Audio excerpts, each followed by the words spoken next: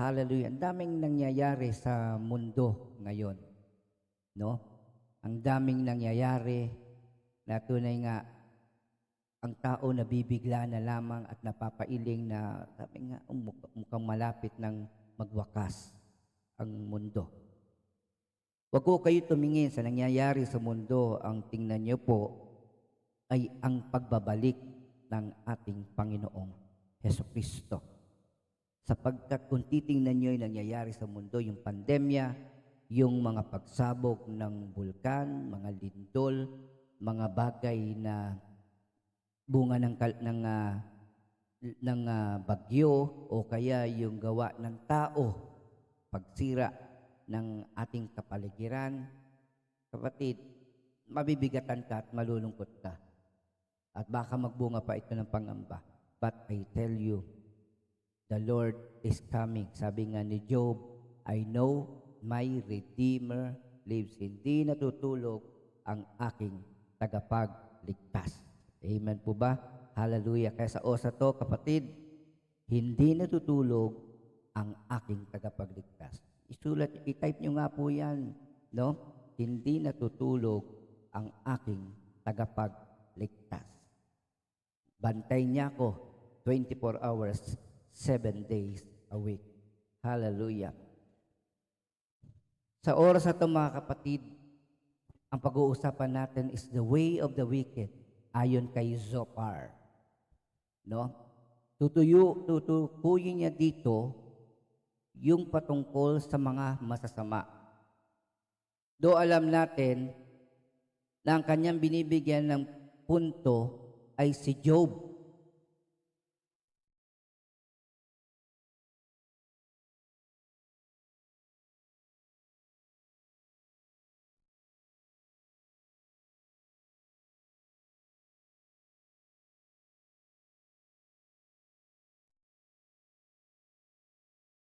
So, ang binibigyan ng punto niya dito ay si Job.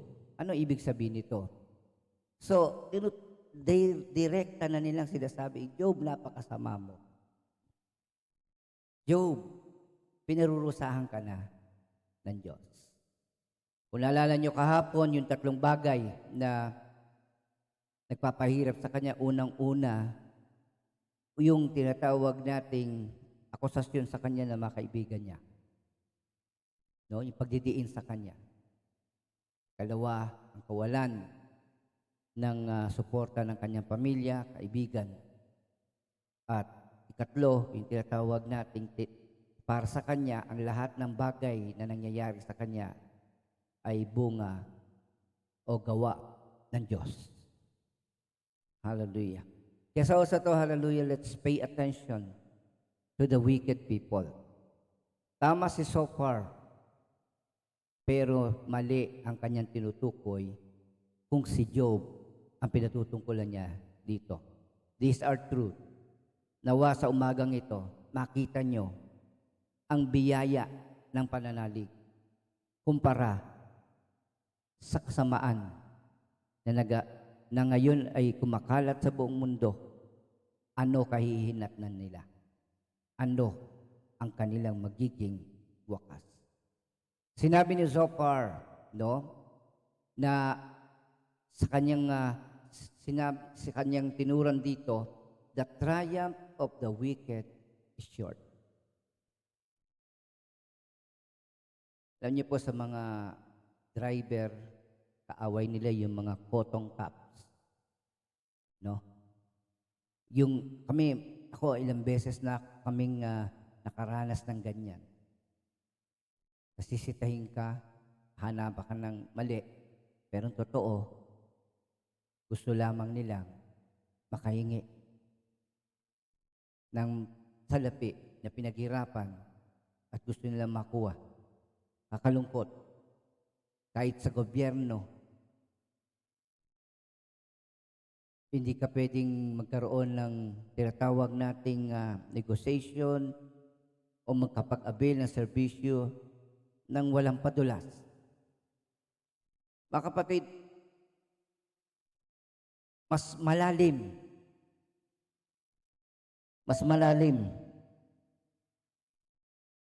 ang korupsyon sa gobyerno.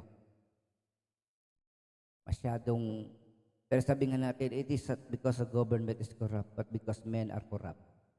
Men are sinful. Ang tao ay makasalanan. Kapag nagpapatakbo sa kanyang buhay ay kasalanan, expect corruption will happen.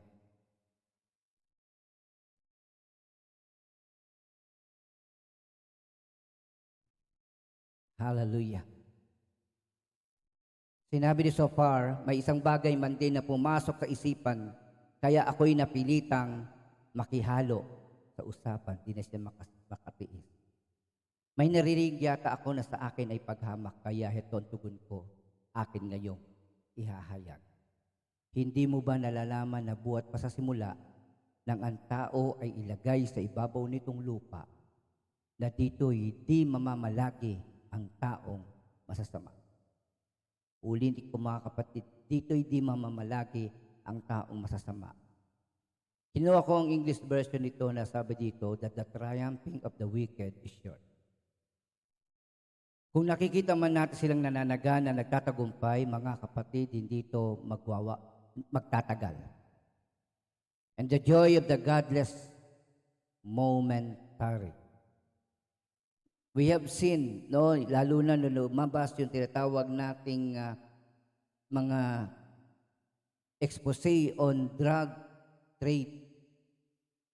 Sa kabila na yung mga head ng sindikato ay nakakulong, patuloy sila sa kanilang trabaho na magkalat ng droga. Nakita natin na ang mga bantay sa Bureau of Correctional, laging pinapalitan. Pero lagi din nakukurap. Iniisip natin na mga taong ito walang katapusan, no? Bigla may bagong pinuno ng Bureau of Correction na maghihigpit at bandang huli ay makukurap na rin. Papalitan at ganun uli sa simula. At mga ilang buwan lamang ay nabibigyan na babayaran na. So nakakalungkot. But I tell you, brothers and sisters, we thought. Kaya lang sabi nga sa mga kilalang personalidad, karamihan dito ngayon ay wala na sa mundo. Karamihan sa kanila ay namatay na.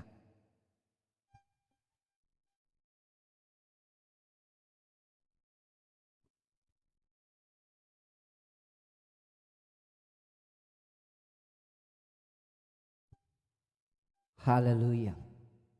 Isipin niyo mabuti. Hindi sila magtatagal.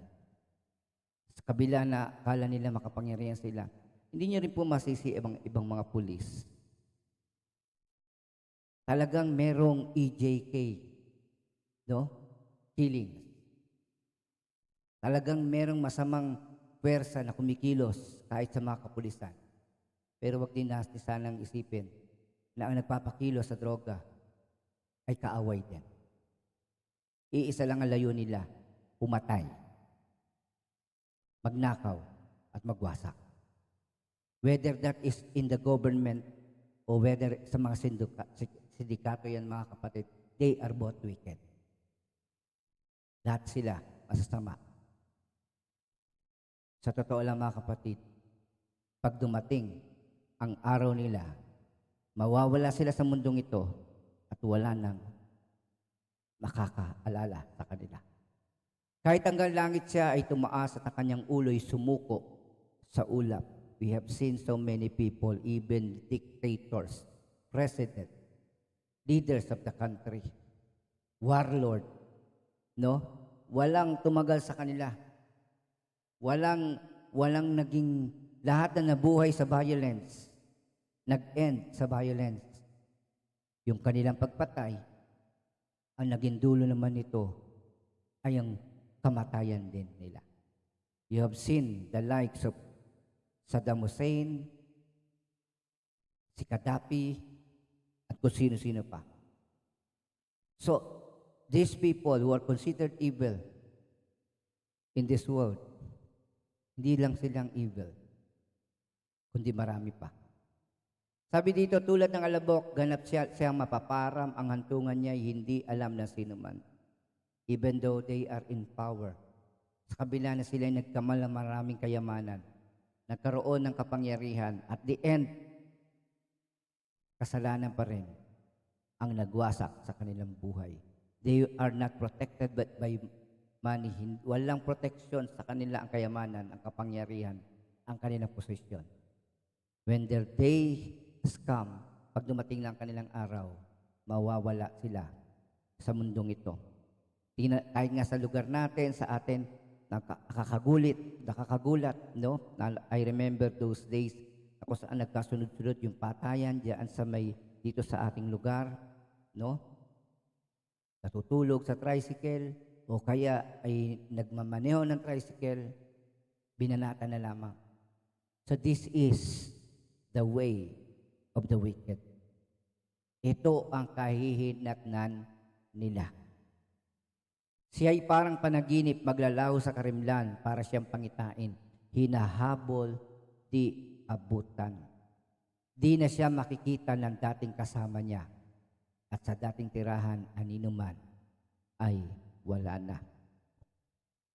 Sasama sa mahirap yaong kanyang mga anak, kayamanang hinuthot, ibabalik niyang lahat.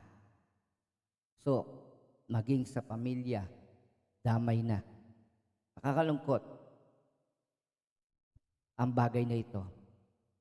Walang magandang mangyayari sa mga masasama. Ang lakas at ang sigla niya na dati ay tinataglay, kasama niyang malilibing sa alabok na hantungan. No? The wicked is completely cut off. Ano ibig sabihin nito? Ang sabi dito, ang lasa sa kasamaan ay tulad ng matamis. Ninanamnam sa dila niya, samantalang nasa bibig. Ganito daw po ang nararamdaman ng isang taong gumagawa ng kasamaan. Sa una ay matamis, no? Masarap nguyain. Pero ang kasamaang ito, itong kanyang kasamaan ay hindi niya maiwan ang sarap na pagkain, kaya't ayaw ng bitawan. Ngunit ito ng lunukin, dumaan sa lalamunan, wala itong kasimpait, lason lang ang kabagay. So katotohanan po yan, mga kapatid, hallelujah, sa isang mag-asawa, kung mayroong pagtataksil, no? Sa simula, iniisip niya, walang maniningil, walang hahatol. Kung iniwan niya ang kanyang pamilya, ay hindi siya nakikita ng Diyos. Pero ang totoo, daranasan niya ang matinding kahirapan, bunga ng kasalanan at kasamaan na kanyang ginagawa. In Malachi, the Bible talks about tears, yung luha, no? Sinabi ng Panginoon na napupuno ng luha ang kanyang templo dahil iniwan ng asawa ang kanyang pamilya. Kinalimutan nila ang kanilang pangako na binitiwan sa harap ng Diyos. Kakapatid, pagdating ng oras, sisingilin sila sa kasamaang ito.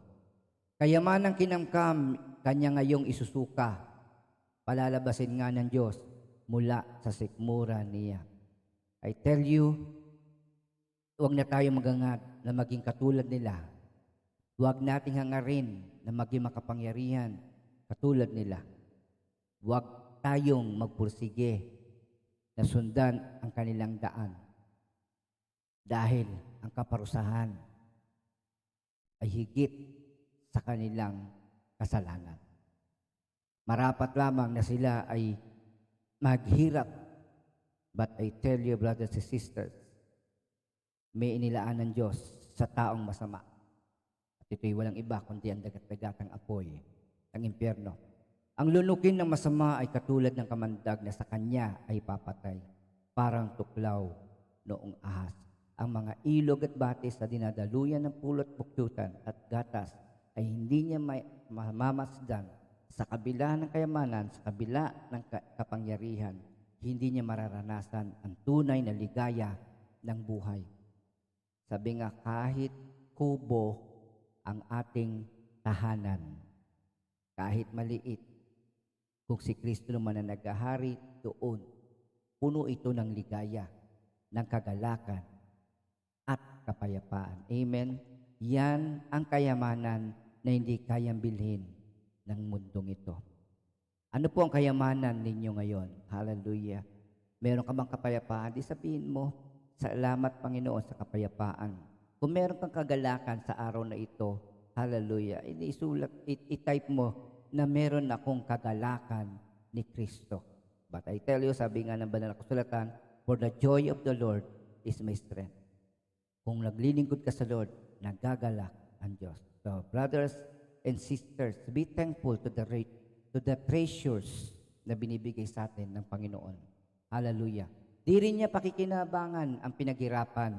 Iluluwa niyang lahat ang kanyang kayamanan. Pagkat itong may hirap, siniil niya at ginipit. Sinamsam ang mga bahay na di siya ang nagtindig. Pagkat kanyang pagkagahaman ay walang kasiyahan. Wala siyang itinira, lahat-lahat ay kinuha, kaya't lahat ng yaman niya ay mawawala sa kanya. Kaya kung naalala niyo po, kung napanood niyo po sa balita, tungkol sa isang negosyante sa Valenzuela, na sa hindi malamang dahilan, ay binigyan niya ng bariyang sweldo yung kanyang empleyado. Akala ng taong ito, makapangyarihan siya, mayaman siya. Pero ang katarungan ng Diyos, kahit wala pa ang araw ng paghuhukom, darating kaagad-agad. No, isang insulto. Sa totoo lamang po mga kapatid, nakakalungkot na may mga negosyante at tingin nila sa mga trabahador ay alipin. Pinahirapan, hindi pa pinasweldo. Madaling magbawas ng sweldo kaysa ibigay yung tama. Kaya ano po nangyari? Kumalat, nag-viral sa FB, ikinalat ng mga tao yung hinaing na yon, yung pang-iinsulto na yon. Nakaabot sa mayor. At ano ngayon na nangyari? Lumabas ang problema, nakitang maraming labor malpractice na ginawa ang negosyanteng ito. Suspendido ang kanilang permit at mananagot sa batas sa hindi tamang pagpapasahod. Amen po ba? Sabihin niyo po, ang Diyos ay makatarungan. Hallelujah. Ang Diyos ay makatarungan. Kaya dapat matakot ang masama. Hindi tayo ang dapat matakot sa kanila. Dahil pag ang Diyos ang naningil, hindi lang buhay, lahat-lahat ng kanyang pakinabang ay mawawala sa kanya. Hallelujah. Sa kanyang kasaganaan, darating ang kagipitan at siya ay dadagsaan ng matinding kahirapan. Sa kanya ay igagawat ang parusa nitong Diyos. Siyang pinakapagkain niya sa kanya ay ibubuhos. No? Kung siya may makaligtas tabak na yaring bakal, ang palaso ng mga tanso, ang sa kanya'y magbubuwal. Kapag ito'y itinudla sa abdo niya ay tutusok. Kung makita niya ito, manginginig siya sa takot. Pusikit na kadiliman ang sa kanya'y naghihintay.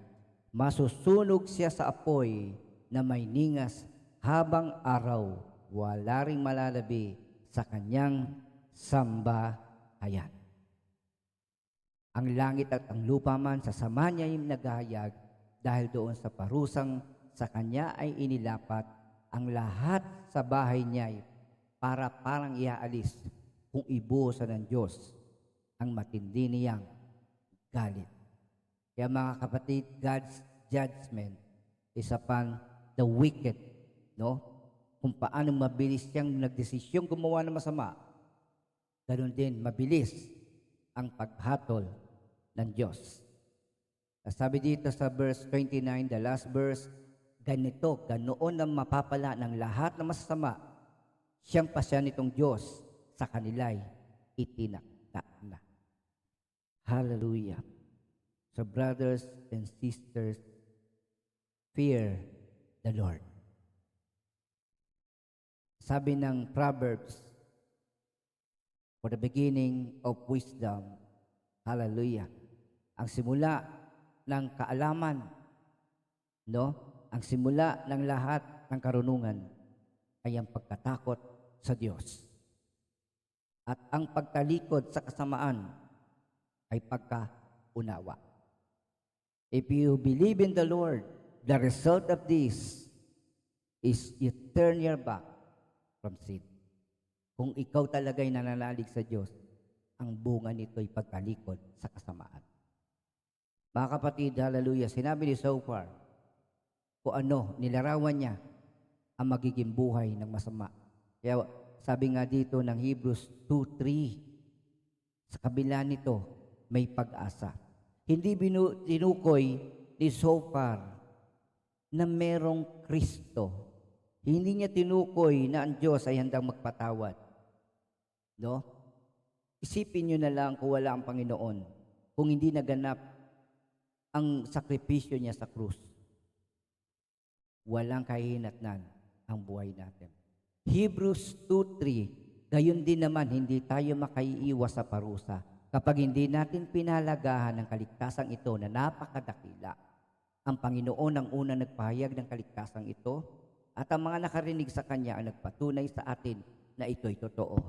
Na si Kristo'y naparito sa mundo upang ialay niya ang Kanyang sarili bilang hain pantubos sa kasalanan ng sanlibutan. At ang sino mang manalig sa Kanya ay hindi na mapapahamak, kundi magkakaroon ng buhay na walang hanggan. At sila'y binigyan ng kapangyarihan na maging anak ng Diyos. Amen? Ano pa ba ang gusto mo? Binibigyan na ni Lord ang kaligtasan ng libre. Sa bawat araw, handa siya. No? But I tell you, brothers and sisters, kung ngayon narinig mo ang salitang ito, ngayon na ang araw ng kaligtasan mo, tanggapin mo siya. Sapagkat pag dumating ang panahon na ang puot ng anak ay dumating, wala makakatakas sa mundong ito. Lalo na ang mga taong hindi nananalig sa Kanya. Kapatid, sa araw na to, huwag kang mabalisa dahil sa masama. Huwag mong kainggitan, liko nilang gawa. When you see a corrupt policeman, when you see a corrupt politician, kung nakita ka na masama, kung nakita ka na nagbebenta ng droga, kapatid, huwag mo silang katakutan. Huwag mo rin silang kainggitan. Dahil ang kasamaan nila ay may wakas. Manalig ka sa Diyos. Magtiwala ka sa Kanya. Sumunod sa Kanyang kalooban at mararanasan mo ang Kanyang kamay ay sasayo. Amen po ba? Palakpakan natin ang ating Diyos na buhay. Hallelujah. Maganda sana kung ito'y sinabi niya, kung totoo ito kay Job. But I tell you, sabi nga natin, totoo ito sinabi ni Zophar about wicked people. Kaya sa oras to, when you see corrupt people, wicked people, pray for them and try to reach them. No? Hindi ko po sinabi, ipahuli mo sa police. Hindi ko po sinabi, expose mo. The Lord will do that. Magkaroon tayo ng wisdom. But I tell you, nasain natin na sila nawa ay kabagan ng Diyos at magkaroon ng kaligtasan. Amen po ba? God is good. Ano po ang sagot? God is good. God is great. Amen? So you see, yung tinatawag nating kadiliman ng kasamaan at ikumpara mo sa buhay mo na tinatamasa mo, wala mang kayamanan at kapangyarihan sa mundong ito, meron namang kagalakan at kapayapaan na galing sa Diyos. Kaya kahit kubo, No? Di bali ng mahirap, basta malinis ang ating pangalan sa harap ng Diyos. Kayamanan na yon, kapatid. Kayamanan na makatulog ng maayos ng walang pangamba. Kayamanan na natin na sa araw na ito, alam nating meron tayong mas magaling na presidential security guard ng mga presidente, PSG. Tayo naman ay meron divine security angels ng Panginoon. Hallelujah. Ang sarap mabuhay kung tayo'y mga anak ng Diyos. Amen. Palakpakan natin ang Panginoon.